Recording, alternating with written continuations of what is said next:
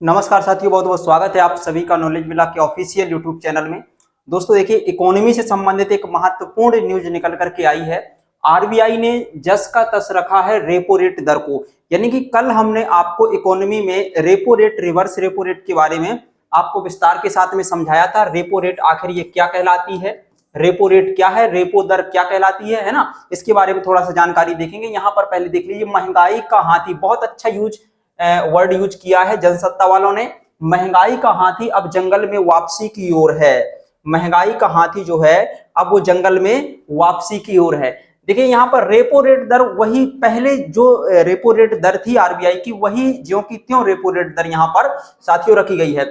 भारतीय reserve bank यानी कि रिजर्व बैंक ऑफ इंडिया ने शुक्रवार को चालू वित्त वर्ष की पहली द्विमासिक मौद्रिक नीति जो पेश की गई थी, उसमें रेपो दर में कोई भी बदलाव नहीं किया है और 6.5% इसकी रेपो दर को 6.5% रेपो दर को साथियों रखा है। आपको हम बता दें कि रेपो दर क्या कहलाती है। आरबीआई जिस दर पर अन्य व्यावसायिक बैंकों को उधार पैसा देता है, वह जिस दर पर देता है उसे रेपो दर या रेपो रेट कहा जाता है।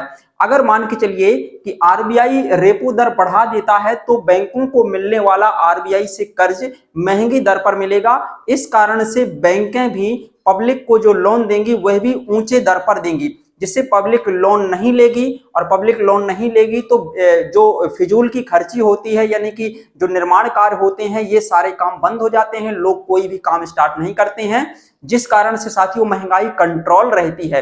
तो यहाँ पर इन्होंने मुद्रास्फीति को कंट्रोल करने के लिए जो है यहाँ पर रेपो दर को ज्यों का त्यों रखा है। इसमें रेपो दर में बहुत ज्यादा कमी नहीं की गई है इस बार भी, है ना। तो यहाँ पर अगर हम बात करें कि इसमें कोई बदलाव नहीं किया है। अभी इस पर और भी बातें करते हैं, कुछ यहाँ पर आपको थोड़ा सा स्पष्ट दिखाई दे रहा है। भारतीय रिजर्व बैंक ने शुक्रवार को चालू वित्त वर्ष की पहली द्विमासिक मौद्रिक नीति समीक्षा में नीतिगत दर या रेपो में कोई बदलाव नहीं किया है और इसे 6.5% पर बरकरार रखा है। कोई भी एग्जाम होगा ना तो इसमें यहां से क्वेश्चन बन सकता है। रिजर्व बैंक ने महंगाई दर को 4% पर लाने और वैश्विक अनिश्चितता के बीच आर्थिक वृद्धि की गति देने के मकसद से नीतिगत दर को यथावत रखा है। यह लगातार 7वां मौका है जबकि रेपो दर में बदलाव नहीं किया गया है। मतलब 7 बार, यानी कि 7 बार की जो मौद्रिक नीति आई है इसके पहले, वहां से लेकर अभी तक कोई भी बदलाव नहीं किया गया है। रेपो दर में 6.5% के करीब ही रेपो दर यहां पर रखी गई है। बढ़ती महंगाई पर आरबीआई गवर्नर शक्तिकांत दास ने कहा है कि मुद्रास्फीति वित्त वर्ष 2024-25 में मुद्रास्फीति कुछ तिमाहियों में 4% से नीचे जाती दिख रही है, लेकिन फिर ऊपर आ जाएगी। यहां पर शक्तिकांत दास ने कहा कि हाथी धीमी गति से चलता है और अंतिम पड़ाव हमेशा चुनौतीपूर्ण होता है। देखिए कितना अच्छा शब्द यूज किया था इन्होंने, महंगाई का हाथी अब जंगल में वापसी की ओर है, मतलब पुनः वहीं की ओर जा रहा है जहां पहले था, है ना। अच्छा, इस पर और बातें देख लेते हैं। और कौन कौन सी बातें की हैं। मौद्रिक नीति समिति के 6 सदस्यों में से 5 सदस्य डॉक्टर शशांक बेड़े। एक दोस्तों मौद्रिक नीति समिति होती है, हमने आपको इकोनॉमी में पढ़ाया था कि जो मॉनेटरी पॉलिसी तैयार करने वाली आरबीआई की समिति होती है, मौद्रिक नीति समिति होती है, उसके 6 सदस्य होते हैं। उनमें से एक आरबीआई का गवर्नर होता है और 5 सदस्य इनके नाम लिखे गए हैं, डॉक्टर शशांक भिड़े और doctor Ashima Goyal, doctor Rajiv Ranjan, doctor Michael Debabrata Patra और शक्तिकांत दास ने नीतिगत रेपो दर को बरकरार रखने के पक्ष में मतदान किया है। जबकि एक इसके व्यक्ति थे प्रोफेसर जयंत आर वर्मा, इन्होंने 0.25% कमी करने के लिए बात कही थी कि रेपो दर को कम कर दिया जाए, जिससे महंगाई ऐसे में थोड़ा सा और बढ़ जाएगी। तो हालांकि महंगाई को साथियों कंट्रोल करने के लिए ही यहाँ पर रेपो दर में कोई भी बदलाव नहीं किया गया है, ना ही 0.25 की दर से यहाँ पर कमी की गई है। ज्यों का त्यों 6.5% नीति रेपो दर को रखा गया है। इस पर थोड़ा सा और है, यहाँ पर आप देख लीजिए। आरबीआई गवर्नर शक्तिकांत दास ने एक तो यहाँ पर क्या काम किया है, रेपो दर को 6.5% रखा है और 2024-25 के लिए सकल घरेलू उत्पाद यानी कि जीडीपी वृद्धि दर का अनुमान 7% पर बरकरार है।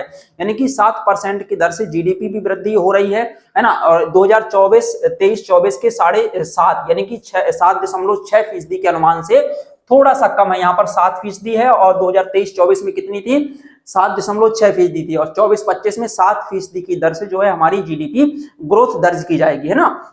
अच्छा, तीसरी बात क्या कही है यहाँ पर, चालू वित्त वर्ष में खुदरा महंगाई और औसतन 4.5% पर रहने का अनुमान है।